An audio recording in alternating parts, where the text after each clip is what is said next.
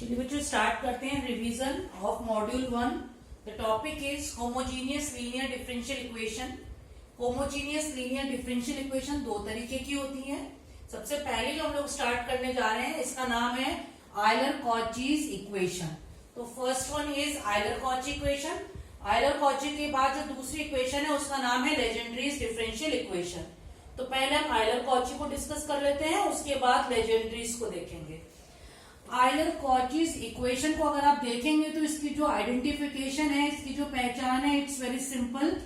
आपको बस ये ध्यान से देखना है कि जो डेरिवेटिव है उसका जितना भी ऑर्डर होगा उसकी मल्टीप्लाई में x की उतनी ही पावर होनी चाहिए।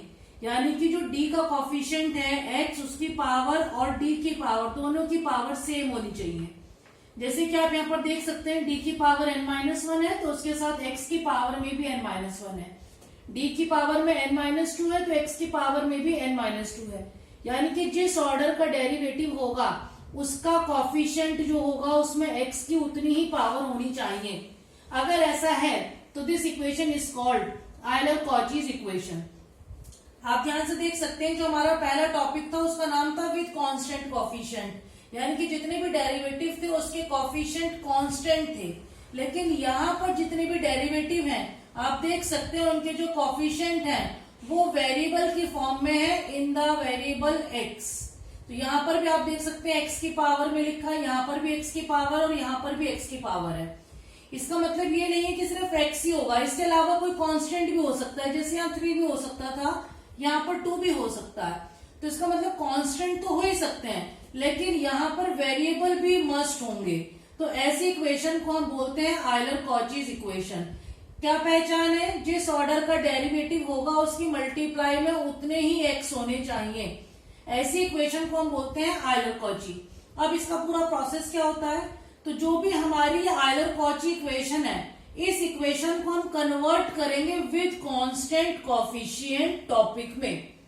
तो इसको हमें बदलना है विद कांस्टेंट कॉफिशिएंट। और जैसे ही हमारा आयलर-कॉची विद कांस्टेंट कॉफिशिएंट में बदलेगा, इसका आंसर हो जाएगा y is equals to CF plus PI। तो आयलर-कॉची को कांस्टेंट कॉफिशिएंट में बदलने के लिए ये दो रिप्लेसमेंट हैं। एक रिप्लेसमेंट हम लोग करेंगे लेफ्ट साइड पर और एक हम लोग करेंगे इक्वेशन के राइट साइड पर।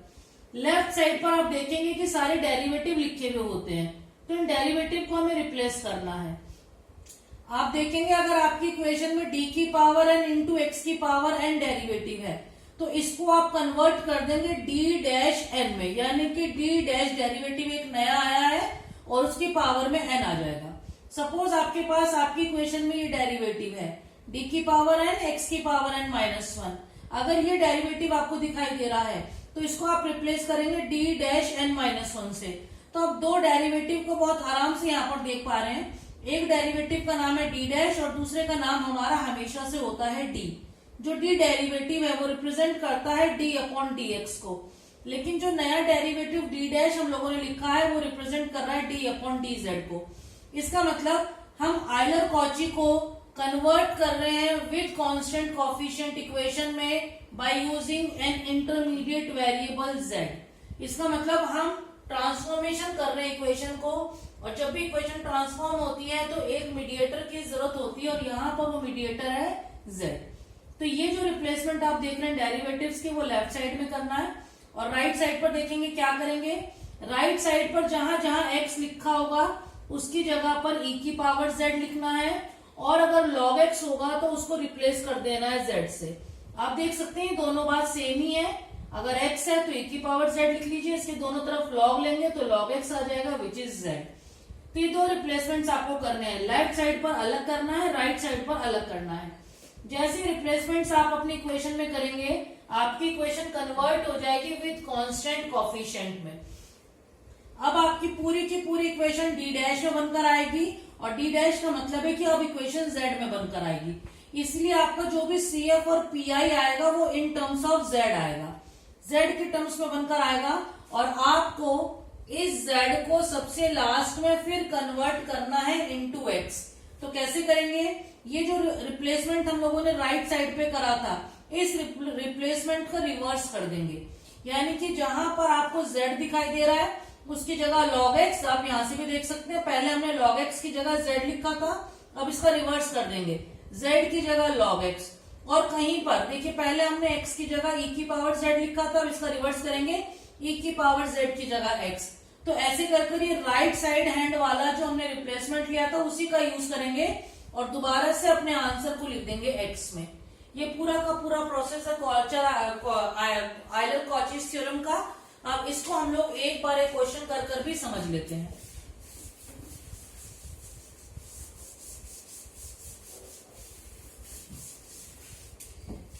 एक क्वेश्चन करते हैं बच्चों, इससे हमें थोड़ी हेल्प मिलेगी। क्वेश्चन है solve X square d2y upon dx2 plus 4x dy upon dx plus 2y is equals to e की पावर x। हमारा ये क्वेश्चन है। अब इस क्वेश्चन को अगर आप ध्यान से देखेंगे तो अगर यहां पर सेकंड ऑर्डर का डेरिवेटिव है तो इसके साथ एक्स स्क्वायर की मल्टीप्लाई है, यहां पर अगर फर्स्ट ऑर्डर का डेरिवेटिव है तो इसके साथ एक्स की मल्टीप्लाई है। ये पहचान है आयलर कॉचीज थ्योरम की। तो हम यहां पर बता देंगे कि this equation is Euler Cauchy's equation. ये इक्वेशन आयलर कॉचीज है और इसको सिंप्लीफाई करने के लिए हम रिप्लेस करने जा रहे हैं। रिप्लेसमेंट हमें अलग अलग करना है, रिप्लेस करने जा रहे हैं in left hand side. Left hand side में देखिए क्या क्या रिप्लेसमेंट करेंगे। सबसे पहले डेरिवेटिव ले लेते हैं D square d2y upon dx2। इस पूरे डेरिवेटिव की जगह पर हम रिप्लेस कर देंगे d2y अपॉन dz2। यानी कि अगर आप इसको शॉर्टकट में देखें तो आपके पास ये जो था ये X square D square Y था, जिसको आपने यहां पर लिख दिया है डी डैश स्क्वायर वाई। आप इसको ऐसे भी दिखा सकते हैं। दूसरा जो रिप्लेसमेंट है वो है आपका X D Y upon D X. इसको आपको सिंपल लिखना है D Y upon D Z. यानी कि आप इसको चाहें तो ऐसे भी दिखा सकते हैं। यहां पे मैं इसको और लिख के कर रही हूं। अगर ये सिंबॉलिक फॉर्म में लिखा होता तो ये होता है एक्स डी वाई, और इसको हमने किससे रिप्लेस कर दिया है, एक्स डी वाई को हमने रिप्लेस कर दिया है डी डैश वाई से। तो आप अपने रिप्लेसमेंट्स को ऐसे भी दिखा सकते हो और ऐसे भी दिखा सकते हैं।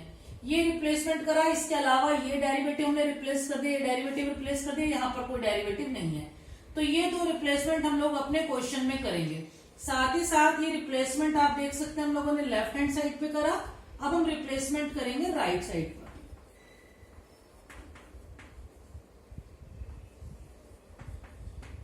देखेंगे क्या रिप्लेस करना है राइट हैंड साइड पर। मैंने आपको बताया था कि जहां जहां एक्स है उसकी जगह जेड ले लेते हैं।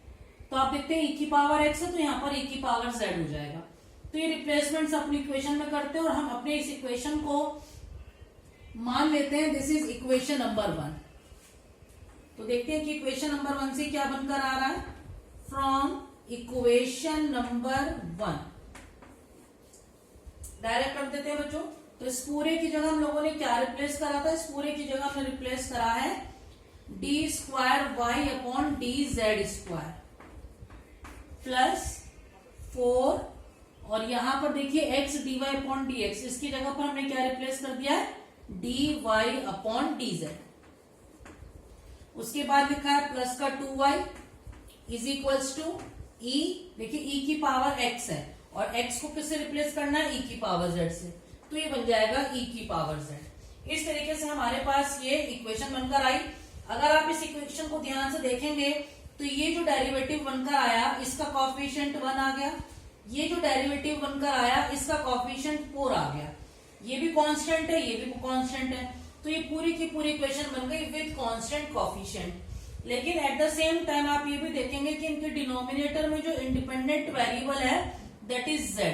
तो इसका मतलब पहले जो हमारा क्वेश्चन था उसमें x था, लेकिन अब रिप्लेसमेंट की वजह से x वेरिएबल चेंज हो गया है और एक नया वेरिएबल आ गया है दैट इज z, जिसकी वजह से पूरी इक्वेशन चेंज हो गई। तो अब ये जो इक्वेशन बनकर आई इसका नाम होगा विद कांस्टेंट कोएफिशिएंट इक्वेशन, जिसका आंसर होता है CF प्लस PI।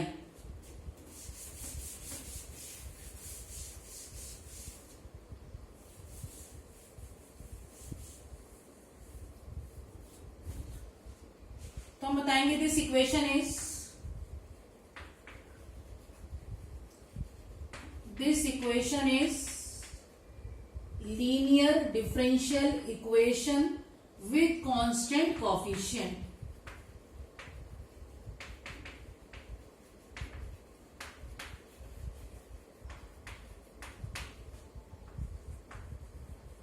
और इसका जो आंसर होगा that is y is equals to C F plus P I. लेकिन क्योंकि आप देख सकते हैं कि अब इसमें इंडिपेंडेंट वेरिएबल z है, तो इसका मतलब जो सी एफ और पी आई आएगा वो इन टर्म्स ऑफ z आएगा. ये हमें ध्यान रखना है, हमसे गलती ना हो जाए. तो सबसे पहले हम फाइंड करने जा रहे हैं सी एफ. सी एफ को निकालने के लिए अपने इस इक्वेशन को देख लेते हैं. और इक्वेशन जो है इसमें देखिए डी स्क्वायर जेड बन, अब हमने अच्छे से बताया था अभी कि जहां डी अपॉन डी जेड है उसको आप लिख सकते हैं डी डैश. तो ये देखिए क्या बन रहा है, ये बन रहा है D dash square into Y plus 4 D dash into Y plus 2y. अब क्योंकि हम लोग सी एफ निकाल रहे हैं तो सी एफ निकालते वक्त हम इस साइड को कर देते हैं 0. तो यहां से बनकर आ गया D dash square plus 4 D dash plus 2 into Y is equals to 0. इसको आपको बच्चों सिंप्लीफाई करना है और सिंप्लीफाई कर आपको इसके रूट्स निकालने हैं. और जब आप इसके रूट्स निकालेंगे तो आप इजीली देख सकते हैं कि यहां से ऑक्सिलरी जो इक्वेशन बनकर आएगी वो इक्वेशन बनकर आएगी आपकी M square plus 4m plus 2 is equals to 0. और आप यहां से जब रूट्स निकालेंगे तो यू विल गेट रूट -1 और -2. ये आपके दो रूट आ गए, दोनों रूट रियल है और डिस्टिंक्ट है. तो CF का केस नंबर 1 लग जाएगा. तो देखते हैं CF का फॉर्मूला क्या बनेगा केस नंबर 1 से. C1 e की पावर -z. अभी ध्यान रखना है कि सारा फॉर्मूला z में लिखना है. प्लस C2 e की पावर -2z. ये वैल्यू आ गई आपकी CF. अब हमें निकालना है PI. PI निकालने के लिए आपको पता था फॉर्मूला 1/fd इंटू fx होता है, लेकिन अब f की जगह z चल रहा है तो ये आ जाएगा fd इंटू fz. और ध्यान से PI निकालते हैं.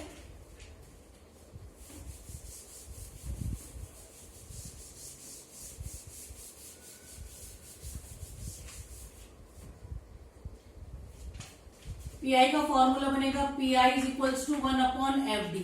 fd की वैल्यू हमारी क्या निकल कर आई थी, fd की वैल्यू हमारी निकल कर आई थी D square plus 4d plus 2. ये वैल्यू थी. और इसके साथ fz क्या निकल कर आया था, e raise to the power z. ये वैल्यू निकल कर आई थी. अब इसके हमने फैक्टर करने, क्योंकि आप देखेंगे e raise to the power z. ये PI का केस नंबर 5 बन गया है. न 1 है, न 2 है, न 3 है, न 4, न ये दिस वन इज 5.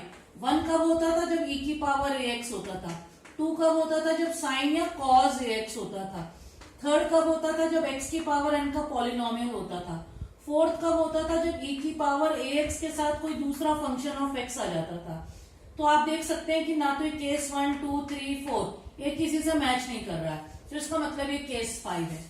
केस 5 का अगर आपको ध्यान हो तो ये बताया था कि सबसे पहले तो आपको फंक्शन के फैक्टर करने हैं और फैक्टर करने के बाद पार्शियल फ्रैक्शन लगाकर उनको सेग्रीगेट करना है. तो यहां से जब आप इसके फैक्टर करेंगे बच्चों तो ये आपका फैक्टर बनकर आ रहा था d+1 और d+2 e raise to the power z. एक बार चेक कर लेते हैं कहीं हमने कुछ यहाँ पे क्योंकि था नहीं लिखा हुआ, कहीं कुछ गलत तो नहीं लिखा है. तो ये बन गया d square plus 2d plus d plus 2 d square plus 2d plus d plus 2. तो ये 3d बन रहा है. एक बार चेक कर लेते हैं क्वेश्चन.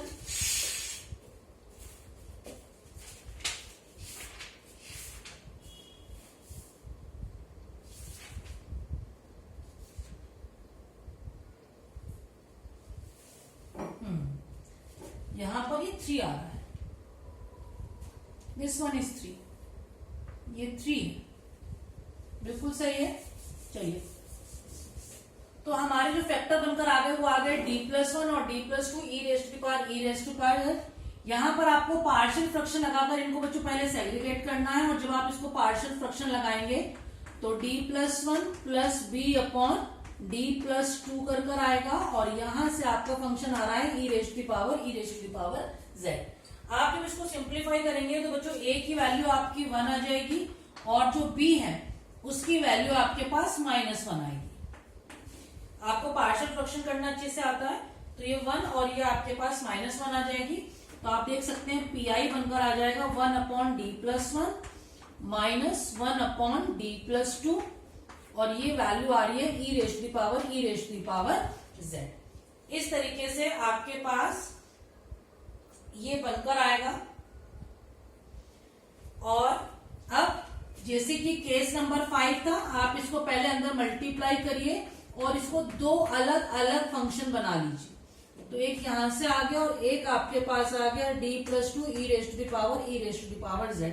ये आपका केस 5 का क्वेश्चन बन गया है।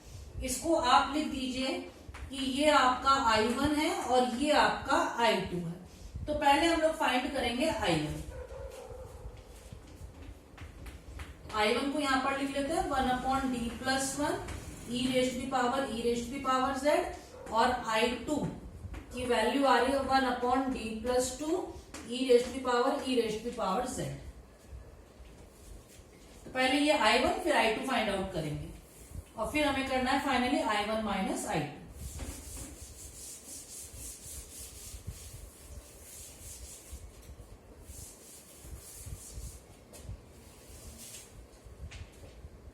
चलिए I1 फाइंड आउट करते हैं।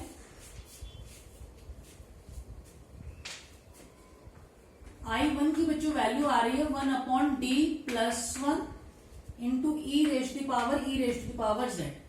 आपको मैंने मॉर्निंग में फॉर्मूला लिखवाया था कि d+a अगर है और यहाँ पर सपोज कोई भी फंक्शन fz है, तो इसको आप लिखेंगे e⁻⁻a⁻z fz इंटू dz। ये मैं अब इसको z में लिख के दिखाया। प्रीवियस क्लास में हम लोगों ने इसको x में लिखा था। तो ये हमारा एक फॉर्मूला है, इस फॉर्मूले को हम यहां पर अप्लाई करने जा रहे हैं। This is the formula of case 5 of pi. तो देखिए अगर हम यहाँ फॉर्मूला अप्लाई करते हैं तो I1 क्या बनकर आ रहा है, I1 बनकर आएगा e⁻⁻z integral of e⁻z e⁻e⁻z into dz। तो यहाँ पर हमारा ये फॉर्मूला बनकर आया। देख लेते हैं कहीं पे हमसे कोई मिस्टेक नहीं होनी चाहिए। a की वैल्यू 1 है, तो यहां से आपके पास ये बनकर आया। इसको सिंप्लीफाई करना है, लेट कर लेते हैं, e⁻z को t मान लेते हैं। तो यहां से I1 देखिए ये जो है इंटीग्रेशन के बाहर है, तो इसका मतलब this is not the part of integration. इसको हम रिप्लेस नहीं करेंगे, इसको ऐसे ही लिख के चलते हैं। और यहां से इस पूरी इक्वेशन को एक बार डिफरेंशिएट करिए बच्चों, तो e⁻z का डिफरेंशिएशन बनेगा e⁻z dz is equals to dt। तो आप देख सकते हैं कि ये जो dz है और ये जो e⁻z और ये जो dz, ये दोनों मिलके बन जाते हैं dt। तो यहां से ये बचा e⁻z को t माना, तो ये बन गया e⁻t into dt। I1 is equals to आ गया e⁻−z, e⁻t का इंटीग्रेशन e⁻t हो जाएगा। और अब हम दोबारा से रिप्लेस कर देंगे t को। t हमने क्या लेट करा था, t हमने लेट करा था e⁻z। ये देखिए हमारा I1 बनकर आ गया। अब हमें फाइंड आउट करना है I2। तो मैं यहां पर I1 की वैल्यू लिख देती हूँ, जिससे कि रब करने पर हमारे पास वैल्यूज रहती नहीं है फिर। तो I1 की वैल्यू है e⁻−z e⁻z। चलिए अब हम जरा I2 फाइंड आउट कर लेते हैं।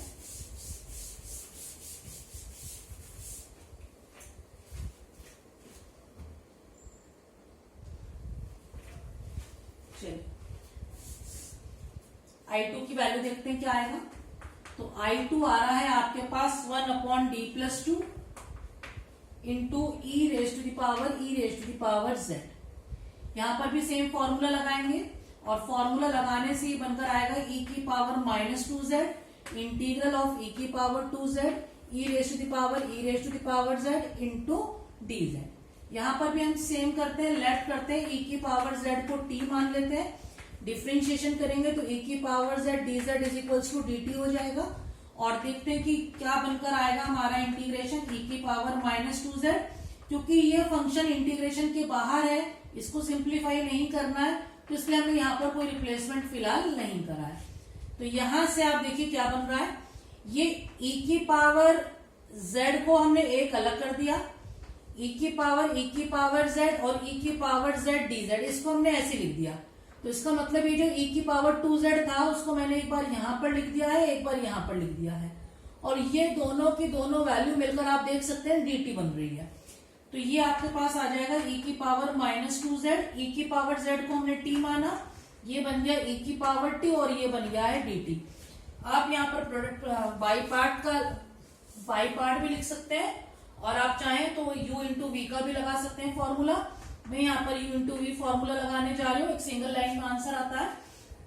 एक बार फिर देख लेते हैं u इंटू वी का फॉर्मूला था क्या, u को एज इट इज रखना है, v का इंटीग्रेशन माइनस u का डिफ्रेंशिएशन, v का 2 बार इंटीग्रेशन प्लस u का 2 बार डिफ्रेंशिएशन, v का 3 बार इंटीग्रेशन, और ये तब तक करते जाना है जब तक u डिफ्रेंशिएट होता होता 0 ना हो जाए। e की पावर -2z आ जाएगा। अब बड़े आराम से इंटीग्रेशन को करते हैं। पहले t को ऐसे ही रखना है, e की पावर t का इंटीग्रेशन e की पावर t माइनस t का डिफ्रेंशिएशन 1, e की पावर t का इंटीग्रेशन e की पावर t, 1 का आगे डिफ्रेंशिएशन करेंगे तो 0, तो ये आपका आंसर आ गया। तो यहां से आया e की पावर -2z, आप देख सकते हैं e की पावर t को कॉमन ले लो और बच गया t -1। आपका इंटीग्रेशन t में आ गया, इसको दोबारा से रिप्लेस कर देते हैं, जहां जहां t है उसकी जगह e की पावर z लिख देते हैं। तो यहां पर हम रिप्लेस कर देते हैं, जहां जहां आपके पास e की पावर, जहां जहां t आ रहा है उसकी जगह e की पावर z लिख देते हैं। देखिए क्या वैल्यू आ रही है,